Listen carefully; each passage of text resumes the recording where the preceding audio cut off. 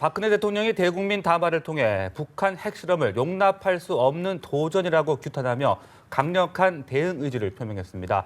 북한이 뼈아프게 느낄 수 있는 실효적인 제재 조치를 취하기 위해 우방국들과 긴밀히 협력하고 있다며 대북 제재 결의안이 도출되는 과정에서 중국의 역할이 중요하다고도 강조했습니다. 네, 청와대 취재기자 연결합니다. 김혜영 기자. 네, 박근혜 대통령이 오전 10시 반부터 낮 12시 10분까지 청와대 춘추관에서 대국민 담화와 기자회견을 갖고 최근 북한 핵실험과 관련한 강력한 대응 의지를 밝혔습니다. 박 대통령은 북한의 핵실험이 전 세계 평화와 안전을 위협하는 용납할 수 없는 도전이라며 국제사회의 대응도 이전과는 달라야 할 것이라고 말했습니다. 그러면서 북한이 뼈아프게 느낄 수 있는 실효적인 제재 조치를 취해 나가기 위해 미국 등 우방국들과 긴밀히 협력하고 있다고 밝혔습니다. 특히 가장 강력한 대북 제재 결의안이 도출될 수 있도록 모든 외교적 노력을 다해 나갈 것이라며 이 과정에서 중국의 역할이 중요하다고 말했습니다.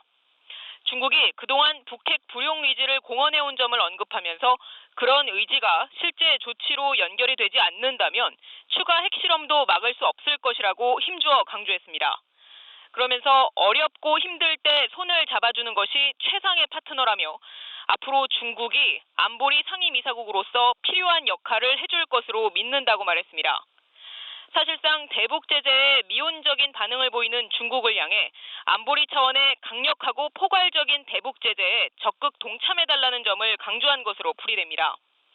박 대통령은 현재 정부의 대북 대응 조치에 대해서는 동맹국인 미국과 협조하여 국가 방위에 한치의 오차도 없도록 철저한 군사 대비 태세를 갖추고 있다고 설명했습니다.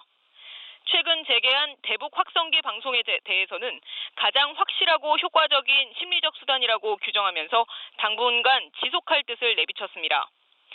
미군 전략폭격기 B-52의 한반도 상공 전개에 대해서도 한국 방위를 위한 결연한 의지의 표현이라며 미국 전략자산의 추가 전개를 언급해 군사적 압박도 계속할 것임을 분명히 했습니다.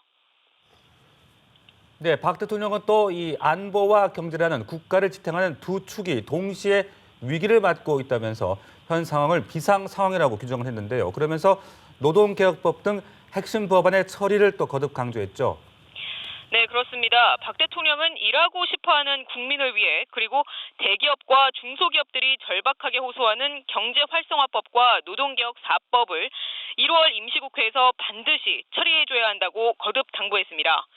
박 대통령이 강조한 노동개혁 4법은 당초 정부 여당이 추진했던 노동개혁 5법 가운데 이른바 기간제법을 제외한 근로기준법, 고용보험법과 산업재해보상보호법, 그리고 파견근로자보호법 등 4가지를 말합니다. 박 대통령은 국회가 이번에도 법안을 통과시키지 않는다면 국회는 국민을 대신하는 민의의 전당이 아닌 개인의 정치를 추구한다는 비판에서 벗어나지 못할 것이라고 지적했습니다.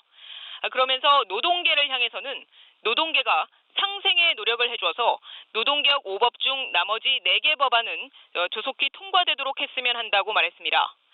최근 한노총의 노사정 대타협 파기 가능성에 대해서는 노사정 대타협은 엄연히 국민과의 약속이라면서 파기될 수 없다고 강조하며 노사정위에 반드시 복귀해야 한다고 강조했습니다. 아울러 노동계는 17년 만에 대타협이 물거품이 되지 않도록 대승적 차원의 협조를 해서 국가 경제가 더 이상 어려움을 겪지 않도록 해주기 바란다고 당부했습니다.